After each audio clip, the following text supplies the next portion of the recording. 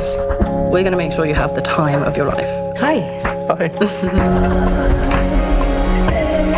Whether we like it or not, the clock is ticking. What's the rush? Because I'm worried that there's a very distinct and real possibility that I am about to fall in love with you. Yeah, I thought it was a beautiful script. I thought it was just such a beautiful script. And it kind of hit me in the heart in a way that I hadn't experienced for a while. And I was a year through a sabbatical. I hadn't worked since, I think I finished Under the Banner of Heaven for FX, and before that, Tick, Tick, Boom, and the Spider-Man film, the most recent one. And then this film, this beautiful little jewelry box of a film with hidden compartments and aspects that I hadn't explored in film yet, arrived, and it felt so akin to the little compartments that I was exploring in myself anyway and in life anyway, that it just felt like, oh my goodness, I get to bring all of the reflection and therapy and self-reflection I'm doing anyway and put it to good use. And the fact that it was John, it was, one of the first films I ever made was with John, called Boy A. I was a little resistant at first to making a film which was ostensibly about cancer, even though it's about lots of other things as well. But I think that the sort of absurdist tone that swims around the edge of the film allowed me a way through that. And that's what felt rather exciting to me, to try and capture those two things and marry them up together. Felt very like life.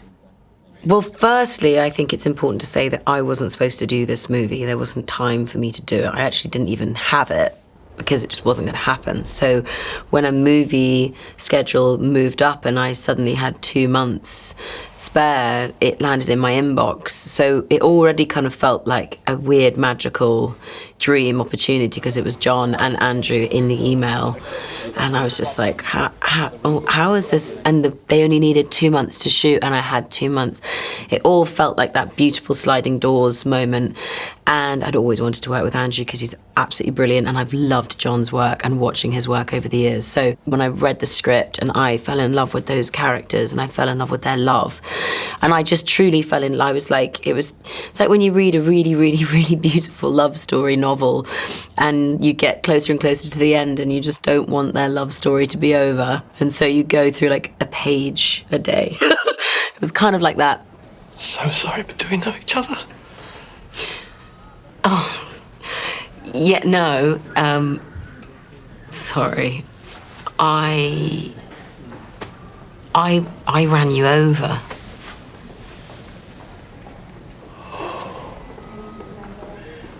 Sorry. That's all right. What's so great about the film and the script was that the characters were so distinct from each other and distinct among a crowd in very, very different ways. So all of that work was on the page, and then as the skeleton of these characters, and then obviously our job is to fill in the flesh and the blood and the musculature and the soul and the spirit, and then to have those two soul spirits meeting and dancing together is the magic you hope for, and of course with a co-star you never know if it's going to be magic or horror. And I'm thankful to report in this particular instance, it was magic. When we started work on this movie, we didn't know each other very well. We'd had 2 weeks of rehearsal, but we were still figuring each other out, still learning about each other as performers, but I totally was like lit up by how professional and how brilliant he was, like truly, truly, utterly brilliant. And the places that his brain would go to about how his character would feel or be, or why he's like that, or maybe that a line was bumping him and he wanted to figure out why. Like that was a version of acting that I was like so into watching, and it really did propel me into doing that for myself as well. When we were rehearsing, the task is to never open up the emotion of a scene. It's never to get close to it. It's because you only want the emotion of a scene to pop when the camera's on them, obviously. So it's a bit like the difference between studying the map and climbing a mountain. Yeah, you're looking at it going, this is what we'll be doing in 3 weeks' time.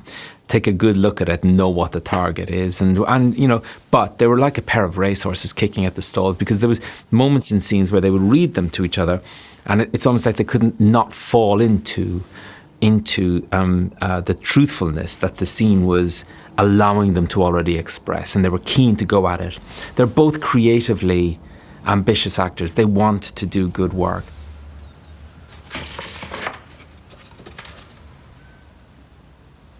Morning. Adrian Duval. We worked together back in the day. I didn't realize you were... Quite so competitive. I probably ought to get going.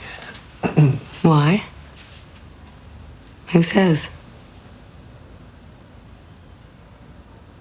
I don't know. You're right. I don't know why I said that. There was this kind of exponential growth of generosity that would happen between us. There was never ever any scene where I felt like she was holding back on my coverage so that she could like blast something out on hers. And so because of that, we were able to take each other to places that we didn't know we were going to go in each scene. And it was, very exciting. And of course, it was down purely to our dynamic as actors and as characters.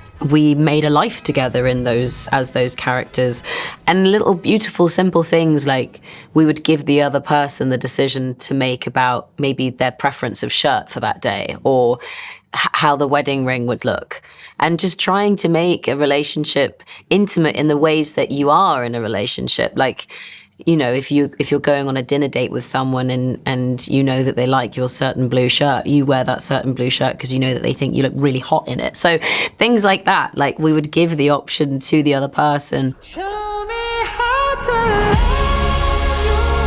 Tell me how to hold you. I'm not interested in a treatment that accidentally wastes our time. Why are you taking the risk? I can't bear the thought of being forgotten.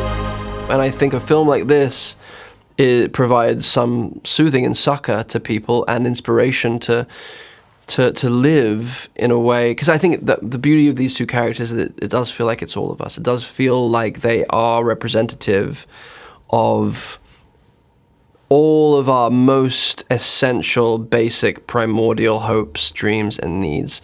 Pre-verbal, unconscious, we all want to live. We don't just want to survive, we want to live lives that fit and feed and feel akin to the shape of our souls. So all of these aspects I found really, really inspiring, and I thought, well, this just fits into, I can just slip into this as part of where I'm at in my own life, yeah. I don't want to be the guy who does the sad films all the time, But you are interested in what you're interested in, and you sort of understand on an instinctive level what you understand. There's no point in pretending that you don't. I was hoping maybe I could do a genre film. Maybe I could do a heist movie or something, or an intelligent horror movie. But and if I do, there'll probably be a heist movie about grief, or I don't know what it is. But in any event, you find your tone, and you're lucky if you have one. And I think ultimately the mix of elements in this was unavoidable and undeniable for me. Ultimately, we've made a movie about the simplest of things, which is life. And it's what the most important thing of being here, the reason why we're here, which is, I personally believe, as I've said before, like to love and be loved. And there's no explosions or frills or like car chases. It's very, very simple, and we need to be very, very precise about it, and we need to take care of it and nurture it. And that's, solely down to the set that John ran and the set that John created and the dedication that John had to finding the specific and perfect moments of what it is to live in this life, and seeing that between two characters that all of us can see ourselves in some way.